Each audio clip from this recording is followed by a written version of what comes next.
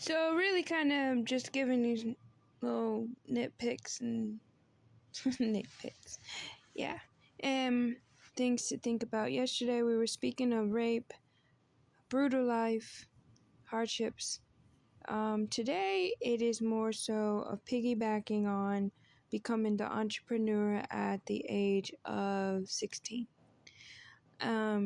When I did the companion and cleaning service, this is when I started to become the person to just market and talk about what I can do in someone's home or care for elderly or reasons why they need it.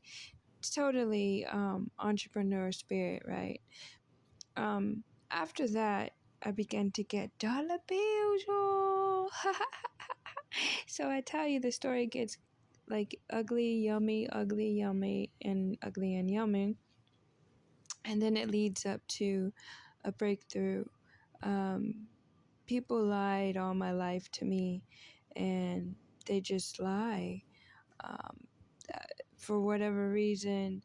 And if this resonates with you, don't hold any grudges upon what people have done, because that just holds you down. It's like dead weight, and you never really can be free. You just kind of bleed on people, you know. So going on with the journey here, little pics of the journey to be of a help to you all who's struggling in any area of being kind of closed in or restrained, can't seem to find your way. Have faith, stay hopeful, and believe in the Lord. If you're a non-believer, He reigns on the unjust as well, so you can still count yourself as getting a blessing. So, anyways, I began to roam the world, you know, like I was staying with Vietnamese people for a little bit, but I was still making money because they had come here as refuge, and my grandma had told them like they could stay in her basement and get themselves together. I think this was illegal, but actually I know it was because she's hiding these people. And they did work, and then they got a house next door. And I was the exchange for helping, for my grandma telling them I was the exchange. My grandma was already like 80, and I kept coming and going. My mom kept dropping me off, and I'd come and go. So she found me a way. The sad part was she said nobody wanted me here.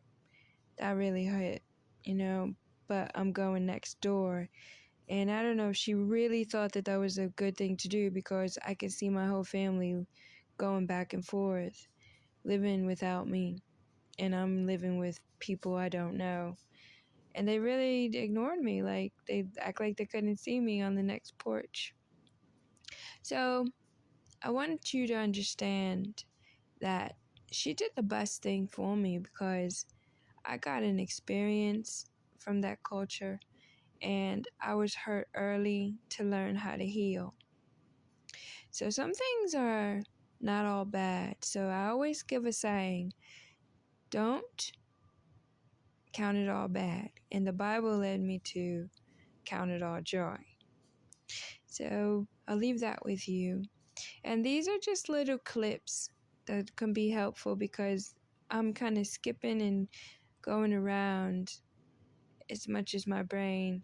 But when everything comes to a fashion, you'll understand. You'll understand it, and it will be a good read or a good viewing for you. Something of that nature. Or a good ebook. I don't know where we're going with it, but I'm just being responsible of what God's telling me, because this is past. This is old now. I'm so intrigued, and when I get focused on something, I am like laser focused, but I learned to balance. I'm not going to do that again. I did succeed and get money up and build businesses and maintain my life, and I was content. But I learned balance and laser and consistency and being diligent and loving me. Like, how can you be so fixated on helping people and you didn't even care about loving you? Like taking a moment to sleep, taking a moment to care, taking a moment to soak your feet, taking a moment to wash your hair, just caring you know?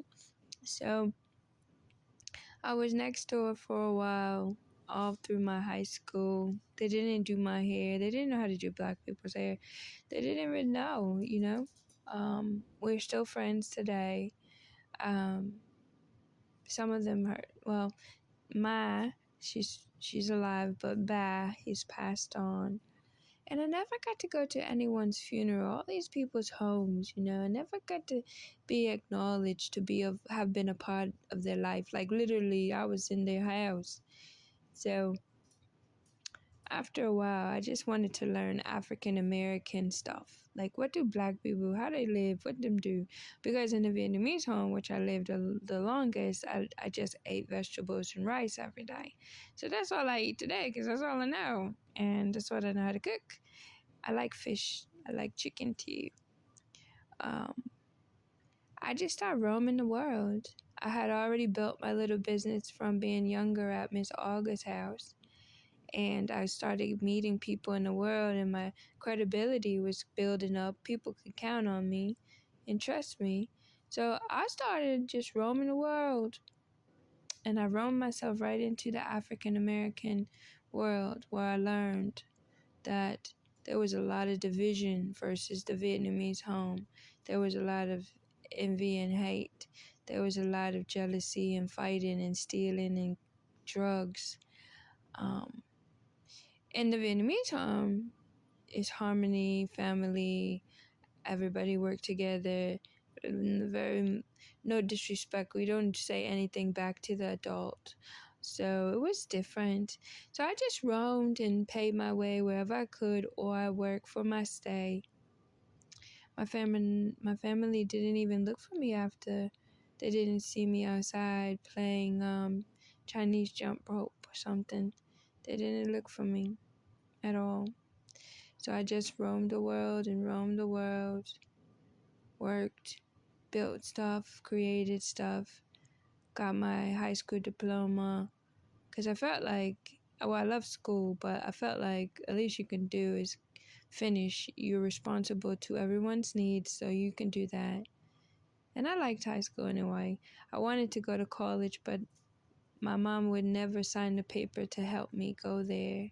So I was too young to get a loan, or I had someone to see over me, but she wouldn't. So I couldn't become the judge I wanted to become. I wanted to become a judge. I remember being in the kitchen with her, asking her to help me go to college. Nope, she wouldn't. So I found a way to get to college. I went through the business umbrella, and there were certificates. So I felt like, hey, this is the only way I can get in here, and I'm here. But I never got to only owe like fast for $8,000, because I never got to really get into it, because when you don't have a solid foundation or a home, you really can't focus. So I was really good in computers. I was really good. I can soak up anything in my brain, really. So I want you all to know the little snippet here we got on our second day is, you can be cast away, you can be given away, you could be pushed aside, and you have to learn how to heal. You will have scars. It will hurt. You will learn patterns of people. You will kind of watch out. You'll become a little bit, have a little anxiety, but you will learn yourself, and you will learn people. You might get tricked, but that's because they are a new upgrade level for you.